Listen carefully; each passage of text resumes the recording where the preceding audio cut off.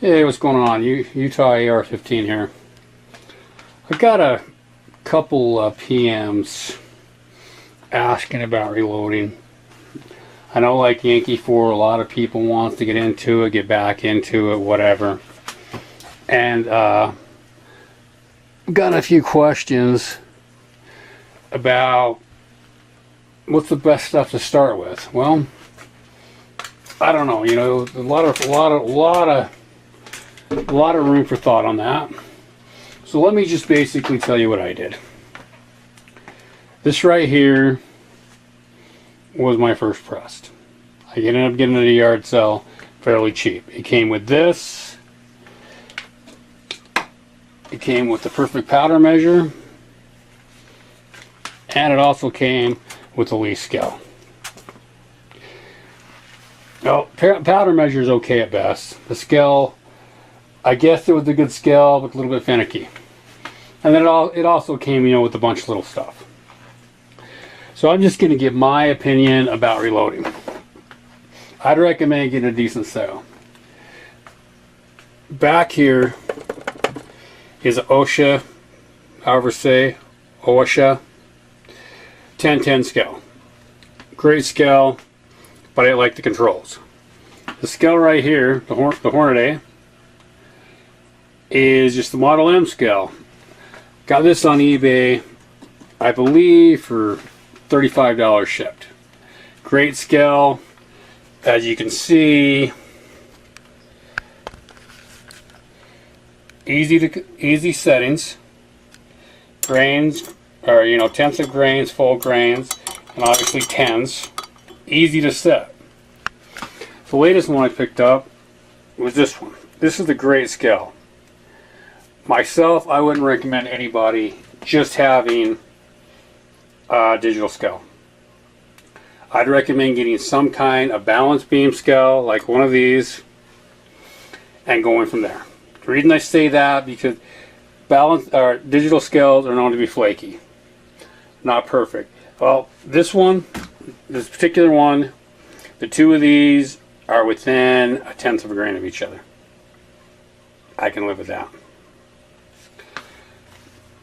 Then you're going to want a power thrower, in my opinion, especially for handguns. Right here is the RCBS. Right here is the Lyman 55. I bought this scale right here, or this power thrower right here, along with this scale and this press, that if Yankee doesn't win, I'm giving it a Yankee. Got them for 70 bucks. 65, 70, 75. I don't exactly remember, honestly. This one throws unique powder perfectly. In small grains, right now there's a 38 special loaded on my turret press. I load a lot of 38 special. I mean, basically that's what's in the bins right there. Need to re-clean up. I did a project and everything just got thrown up here. The Lyman scale, I bought it because I heard some good reviews about it, so I picked it up. But anyway, need a press. You start out single stage. I've loaded thousands of rounds of ammo on a single stage press. Excuse me. If it's well, and the reason I've got it mounted to a board right here with C-clamps is the pure simple fact, sometimes I need my workbench for something else, and I can take it off and move it. I think I explained this setup here, one of my other videos. I don't like Lee powder measures, so I decided to go with this one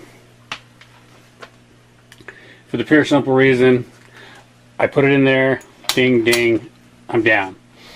Now for like the RCBS ones, like for my 40s, unfortunately it doesn't have a powder through the expanding die. So at that point, if I'm going to use this, I either mount it back on here or just swing it by, load it up in a block, and load it up. You know, you don't have to go out and spend the money on a progressive press. Now on the other hand, if you have the money for a progressive press, I would recommend it. If you do a lot of handgun shooting, you can go pretty good. I can probably do on this torque press 200 an hour, and for me that's plenty fast. But I have friends that shoot, you know, 500, 600, 700 a week.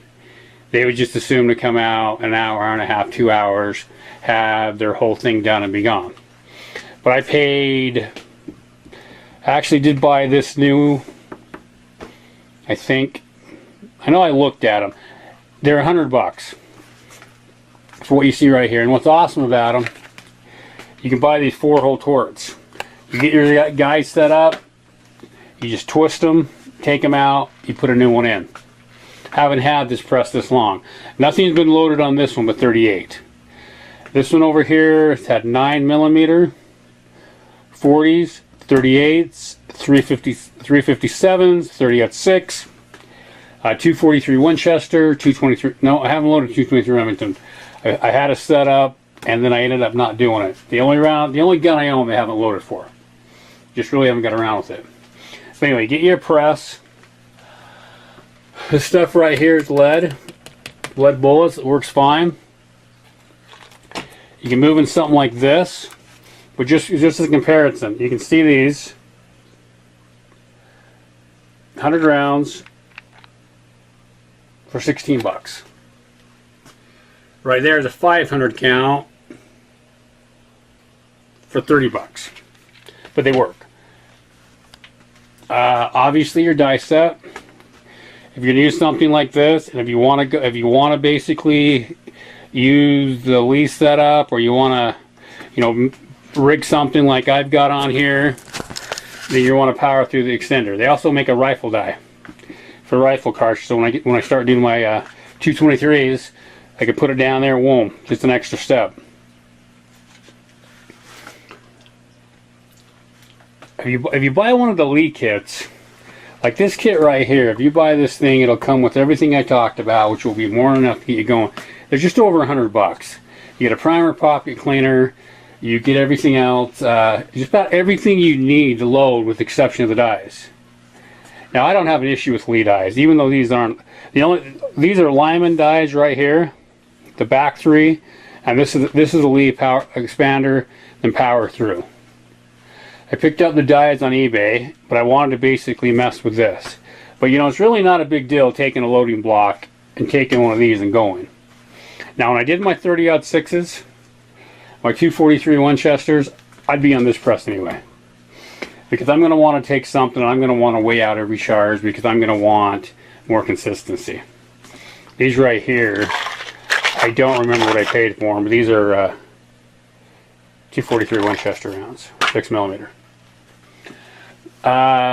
Funnel. It came with a funnel, but you also need a funnel. If you're shooting rifles, you're going to need something to trim your brass with. This is the Lee Zip Trim. Back behind there is the Lyman trimmer. The question I get asked the most is it expensive to start loading, and how long does it take to break out? Well, there's all kinds of calculators on the internet. So, you know, if you're really curious about how many rounds you have to shoot before you pay for your stuff, you can get a calculator.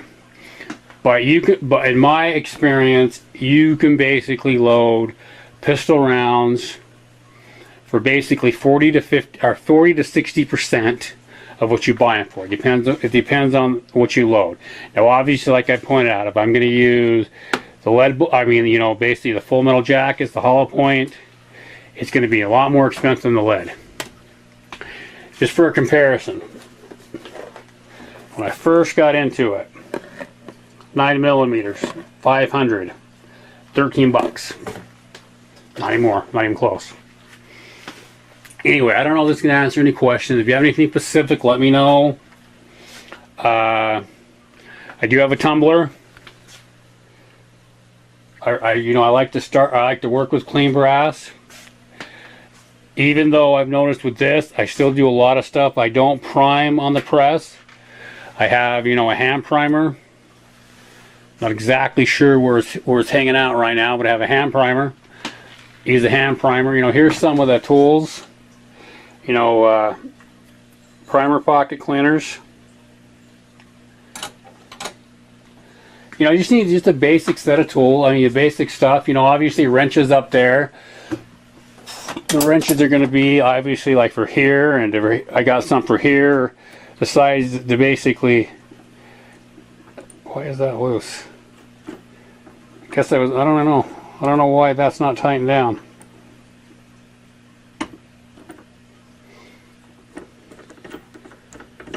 I have no idea. Oh well. Anyway, sorry, got way off track there. But you know, reloading can be expensive. You know, you can go out and buy like, you know, a $900 Dillon. They may not be that expensive. I've never really priced them. Oh, I guess I do need to say this. Right here are reloading manuals.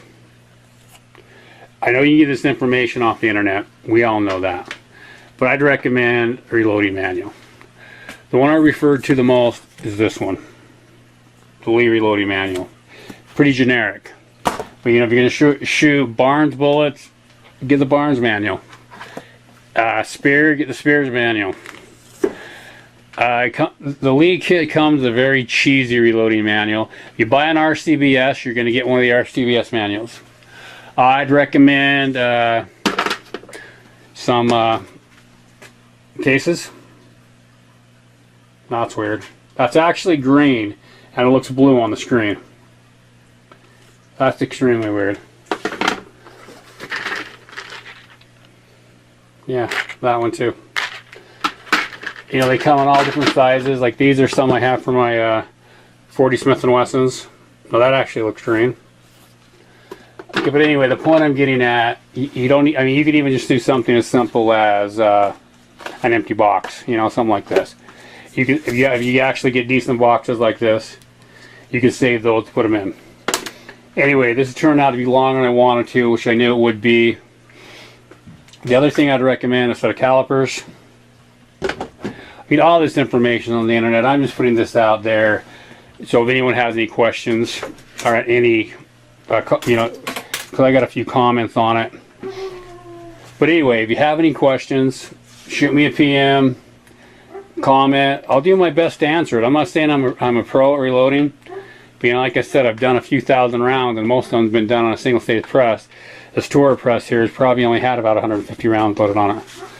It's just, you know, other stuff comes up and takes time. Anyway, UTR 15 out.